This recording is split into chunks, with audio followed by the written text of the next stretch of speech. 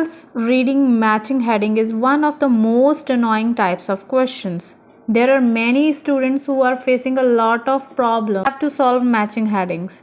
If you are also facing such difficulties to solve headings, so this video is for you only. Let's begin.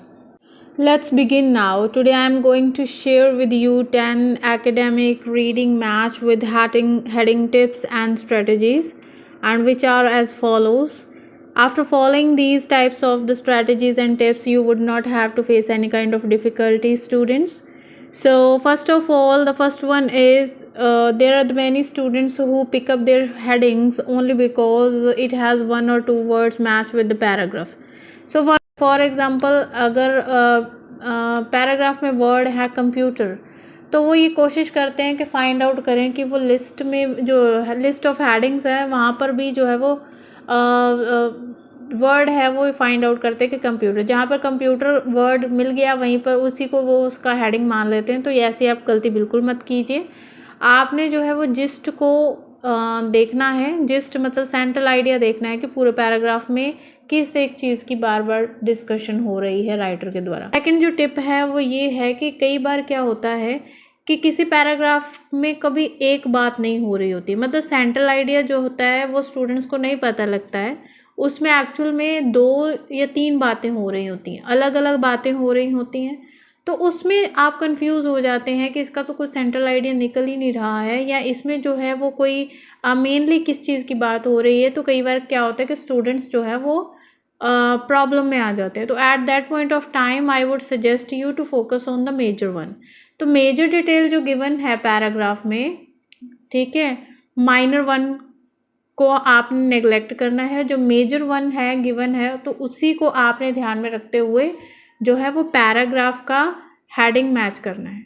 उसके बाद जो है वो third tip मेरी ये है कि क्या there are many students who just focus over the first sentence of the paragraph and they think that in the first sentence only they can find out the main idea of the paragraph, but no, not at all. This is a biggest mistake of the student if they are finding in this way the match the heading. So that is not possible to find out the main idea with the help of first sentence. Why? Because देखो क्या है कि जो first sentence होता है ज़रूरी नहीं होता है कि वो पूरे पैराग्राफ को रिप्रेजेंट कर रहा हो। कई बार फर्स्ट सेंटेंस में जो है वो लास्ट वाले पैराग्राफ की भी बात कर रहा होता है। तो ऐसा बिल्कुल नहीं करना है। Again I would suggest you to read thoroughly your paragraph to understand what is given in the paragraph. Now move to the next one. Next tip is that sometimes क्या होता है कि फर्स्ट सेंटेंस जो होता है वो previous paragraph, जैसे कि मैंने ऑलरेडी आपको बताया कि अगर ए पैराग्राफ में जो है वो बात हो रही है किसी एक चीज़ की, फॉर एग्जांपल कंप्यूटर की जो है इंट्रोडक्शन दी हुई है फर्स्ट पैराग्राफ में, सेकंड पैराग्राफ में फीचर्स इंक्लूडेड है, मतलब बी पैराग्राफ में फीचर्स हैं। तो कई बार क्या होता है कि फर्स्ट पैराग्राफ में जो है वो उसकी इंट्रोडक्शन देता देता राइटर क्या करता है कि सेकंड पैराग्राफ के बारे में एक थोड़ी सी सेकंड पैराग्राफ स्टार्ट करने से पहले फर्स्ट की थोड़ी सी बिगिनिंग दे देता है, मतलब फर्स्ट का जो है वो एक छोटा सा आइडिया जो दे देता है। और उसमें जो है अगर ऐसा हो तब भी, जैसे मैंने आपको ऑलरेडी बताया है कि फर्स्ट सेंटेंस को आप देखकर बिल्कुल भी हेडिंग पता नहीं कर सकते कि कौन से पैराग्राफ से कौन सा हेडिंग मैच कर रहा है। तो ऐसा आप बिल्कुल नहीं करेंगे। अगर ऐसा कभी हो भी जाता है फर्स्ट सेंटेंस में वो कोई और बात कर रहा है और उसके बाद वाली जो डिटेल है वो कुछ और हो रही है, तो इस टाइम पर क्या करना होता है आपने, उस टाइम पर आपने साइन पोस्ट पे ध्यान देना होता है। साइन पोस्ट सच एज या हाउ एवर ऑल दो एडिशनली, फॉर एग्जाम्पल जो है वो पहले किसी चीज़ के फीचर एक्सप्लेन कर रहा है, ठीक है, मैकेनिकल फीचर्स एक्सप्लेन कर रहा है, ठीक है, और उसके बाद जो है वो कोई और तरीके के फीचर्स एक्सप्लेन कर रहा है, तो वो साइन पोस्ट यूज़ करेगा एडिशनली, इसके साथ साथ में एक और चीज़ जोड़ते हुए। तो ऐसे भी जो है वो एग्जामिनर आपको एक्सप्लेन कर सकता है। या हाउ एवर मतलब कि फर्स्ट वन से अपोजिट बात करने वाला है, तो हाउ एवर के साथ ही उसने जो है वो अपनी बात चेंज कर दी है। तो इन चीज़ों का ध्यान आपने ज़रूर रखना है। इसीलिए यही कहा जाता है कि स्टडी का कोई भी शॉर्टकट नहीं होता है। So I would suggest you to read thoroughly your paragraph to understand what is given in the full paragraph. उसके बाद नेक्स्ट जो है आपकी स्ट्रैटेजी वो ये हो सकती है कि अगर फॉर एग्जांपल आपके पास टाइम मैनेजमेंट की बहुत प्रॉब्लम हो गई है, आप टाइम मैनेज नहीं कर पाए हैं और आपके पास जो है मैच द हेडिंग्स वाले क्वेश्चंस जो हैं वो अभी भी अनसॉल्व्ड है, तो at that point of time आप क्या करेंगे, आप जो है पैराग्राफ को इतनी जल्दी नहीं रीड कर सकते, ये आपकी प्रॉब्लम है।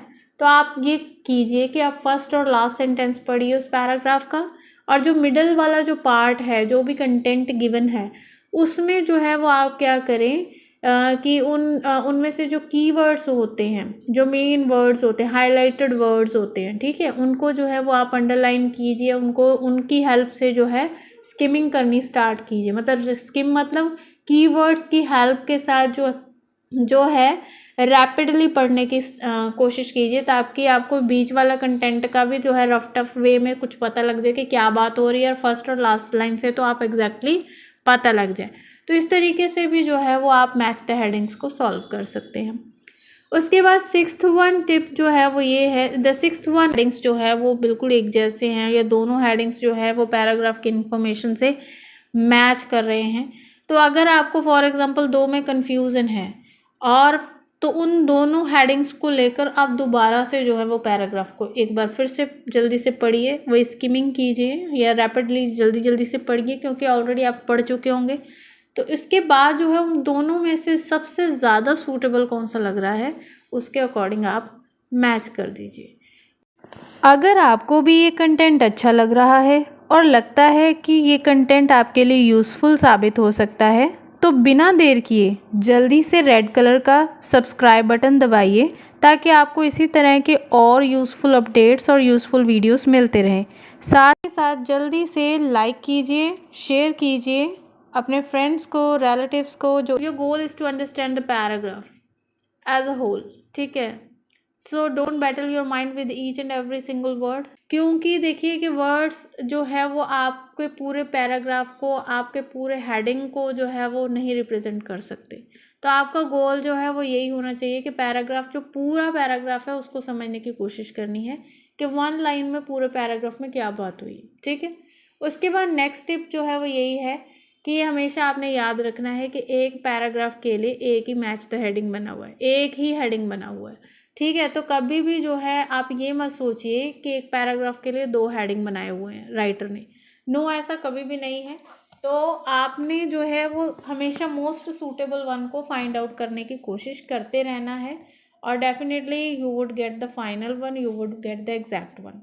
उसके बाद 9th टिप जो है वो मेरी ये है कि अगर आप कॉन्फिडेंट नहीं है कि आपका आंसर क्या है, ठीक है, आपको नहीं समझ आ रहा है, आप बहुत ज़्यादा जो है वो कंफ्यूज हो गए हैं कि इसमें से ये वाला हेडिंग भी मैच कर रहा है, इसके साथ इस पैराग्राफ की इन्फॉर्मेशन के साथ ए भी मैच कर रहा है, एफ भी मैच कर रहा है, जी भी मैच कर रहा है, तो उस टाइम पर आपने क्या करना है, आपने ज़्यादा अपना टाइम वेस्ट नहीं करना है और आगे बढ़ जाना है नेक्स्ट क्वेश्चन की तरफ, और कोशिश करनी है कि बाकी के क्वेश्चन आप बहुत जल्दी से फास्टली करें। अगर ऐसा कोई क्वेश्चन है उस पर स्टार लगा लेना है, और at the end of your reading अगर आपके पास एक्स्ट्रा टाइम आपने बचाना है, ठीक है, तो एक्स्ट्रा टाइम जब आप बचाओगे तो लास्ट में जो 5 मिनट्स आपके पास होंगे, 5 to 10 मिनट्स, उसमें जो है वो आप इस तरीके के डिफ़िकल्ट क्वेश्चंस को सॉल्व करने की दोबारा से कोशिश करेंगे, ठीक है। इसके बाद नेक्स्ट वन जो है last tip, last but not the least one, after making a central idea, जब आप सेंट्रल आइडिया बना लेते हैं तो उसके बाद आपने क्या करना है, आपने लिस्ट ऑफ हेडिंग्स में चले जाना है। सबसे पहले आपने पैराग्राफ पढ़ना है, पैराग्राफ पढ़ने के बाद एक बार जो है वो माइंड में सारी इन्फॉर्मेशन को सेटअप कर लेना है। उसके बाद जो है फिर आपने एक जिस्ट निकाल लेना है, एक सेंट्रल आइडिया निकाल लेना है कि एक्चुअल में राइटर क्या बात कर रहा है। उसके बाद फिर आपने क्या करना है, हेडिंग्स की लिस्ट पे चले जाना है। उसके बाद उसको मैच करने की कोशिश करनी है। फॉर एग्ज़ाम्पल ए से मैच कीजिए कि ए के साथ ये जो है इन्फॉर्मेशन और पैराग्राफ का जो जिस्ट है वो दोनों मैच कर रहे हैं, नहीं कर रहे हैं, ठीक है। बी पे चले जाइए, उसको काट दीजिए, बी को एलिमिनेट करिए, फिर सी को एलिमिनेट करिए। फॉर एग्ज़ाम्पल आपका आंसर है डी, तो आप डी जो है फॉर एग्ज़ाम्पल आपको मिल भी गया, आपको लगता है कि हाँ ये डी ही मेरा आंसर है, तब भी जो है वो नेक्स्ट ऑप्शंस को आप ज़रूर एलिमिनेट कीजिए, क्योंकि हो सकता है कि नेक्स्ट वाली ऑप्शंस में ज़्यादा सूटेबल वन जो है वो आपको मिल जाए, तो आप वहीं पर नहीं रुकेंगे बल्कि एलिमिनेट करके जो फाइनल आंसर है वो अपना ज़रूर निकालेंगे। तो इस तरीके से जो है वो आप जो है अपनी रीडिंग को सॉल्व कर सकते। That's all about your reading tips and strategies related to the match the headings, and I hope these match the heading tips and strategies will be helpful for you to achieve your desired band score. जल्दी ही मिलते हैं एक और informative video के साथ. Till then, bye bye.